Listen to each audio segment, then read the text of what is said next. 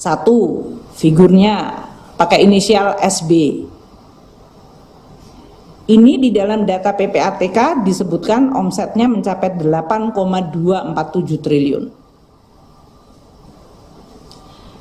Data dari SPT pajak adalah 9,68 triliun, lebih besar di pajak daripada yang diberikan oleh PPATK. Itu pun kita tetap menggunakan data PPATK. PPATK tadi 8,2, pajak 9,6.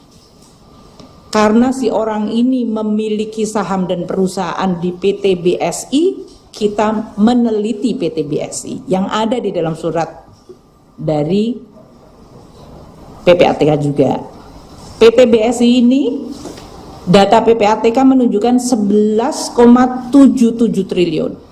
SPT pajaknya menunjukkan, ini pajak dari 2017 hingga 19 ya, saya ulang lagi ya, jadi 3 tahun. SPT pajaknya 11,56, jadi perbedaannya 212 miliar. Itu pun tetap dikejar. Dan kalau memang buktinya nyata, maka si perusahaan itu harus membayar plus denda 100%. Kemudian PT yang ketiga juga sama, PT IKS 2018-2019. PPATK menunjukkan datanya 4,8 triliun, SPT-nya menunjukkan 3,5 triliun. Kemudian ada seseorang yang namanya adalah DY. SPT-nya hanya 38 miliar, tapi PPATK menunjukkan transaksinya mencapai 8 triliun. Nah, perbedaan data ini yang kemudian dipakai oleh Direktorat Jenderal Pajak memanggil kepada yang bersangkutan. Muncul modus bahwa tadi si SB menggunakan tadi nomor akunnya 5 orang yang merupakan karyawannya.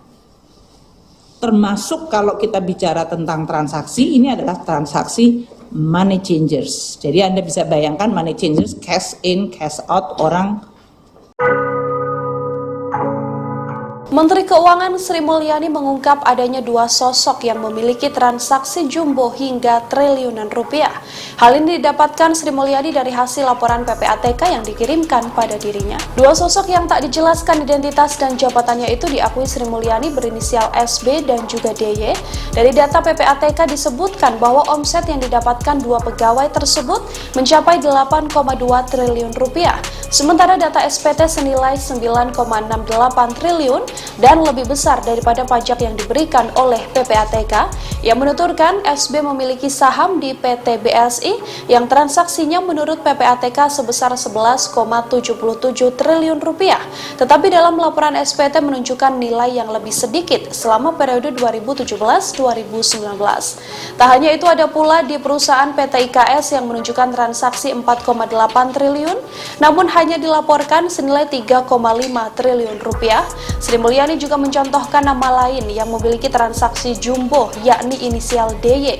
Sosok tersebut melapor dalam SPT yang dilaporkan hanya 3,8 miliar rupiah. Sementara itu temuan PPATK menunjukkan nilai besar yang mana transaksinya sebesar 8 triliun rupiah.